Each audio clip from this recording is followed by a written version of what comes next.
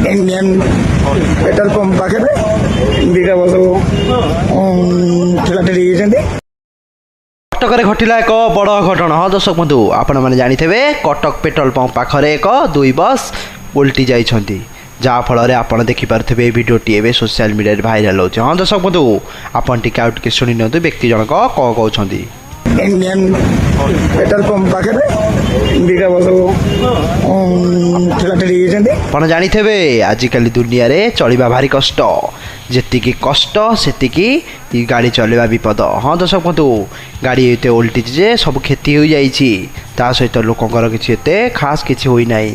सूचना अनुसार ड्राइवर एवं मेडिकल भितर चिकित्सा सहित भितर तार चिकित्सा चलती। हाँ दर्शक बंधु एमती एक घटना भयंकर घटी जे राति 12टारे आपण मैंने देखिले हो आश्चर्य। हाँ पुलिस मामू आसी एठी ठिया होइछंती बस टी एमती उल्टी बोली कहीं जान नथिले। हाँ दर्शक बंधु ए भिडियो ए सोशल मीडिया रे पूरा भाइराल होबार लगी।